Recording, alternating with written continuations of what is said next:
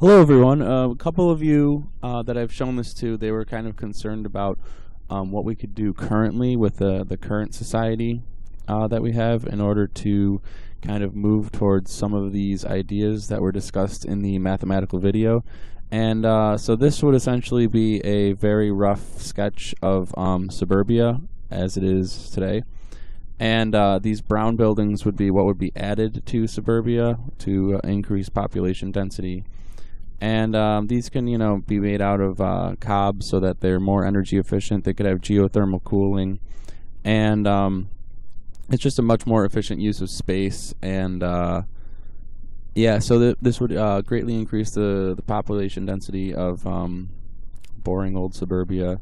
You'd still have your excessive amounts of parking with driveways and with road parking and everything.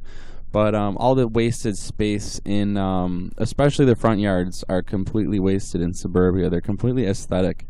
So throw some houses in the front yard, why not? What's stopping you? You already have the infrastructure for the road. You already have the electricity lines that are nearby and plumbing and sewer and everything like that. So, well, plumbing and sewer, you might have to do a little bit of digging, but really not much, They're not far and you can kind of tap into them. So this would just be a very easy way to add a lot of housing to suburbia. And then I did some math up here.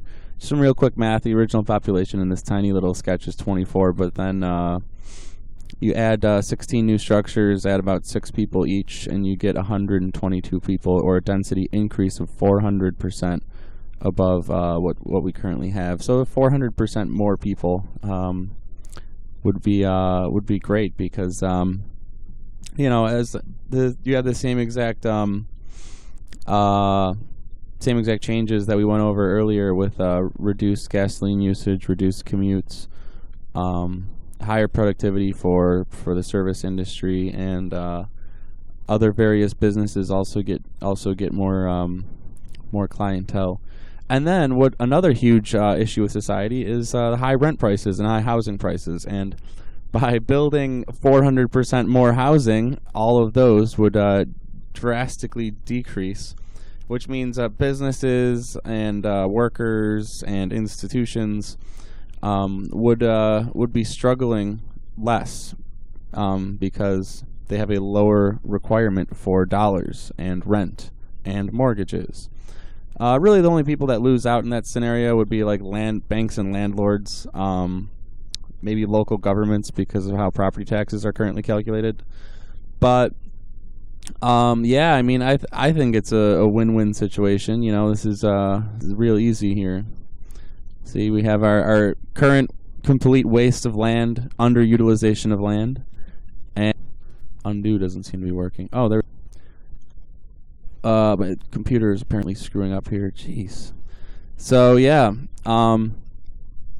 that's because right now, if you just drive down the road and you look at a front lawn, all of the front lawns are completely wasted. I mean, they might have a couple trees, a couple of flowers, but other than that, they don't serve any purpose. It's just grass. It's just aesthetic. So put a house in the front yard. Why not? This is a free country. God damn it.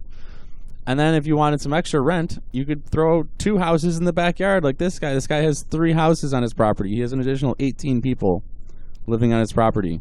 18 residents. I mean, think of that. Think of all that rental income he's getting, right? Pretty nice. Anyway, that's my answer to my friend's question about what we could, how we can currently change existing society. I guess another. I didn't really make it 3D, but another idea would be to build on top of commercial rooftops. So commercial rooftops are completely flat. Theoretically, they're pretty stable. And a lot of them are huge. And all of these commercial buildings are only 1 story tall, right? They're only 1 story high. So why not make them 3 stories, 4 stories, 5 stories, and have those additional 3 floors or what have you all be residential units, right? I mean, come on. Or parking lots. Parking lots, that asphalt, you could assume that asphalt is a foundation and then build off of it. Anyway, so I hope you enjoyed this quick little run through, and have a nice day.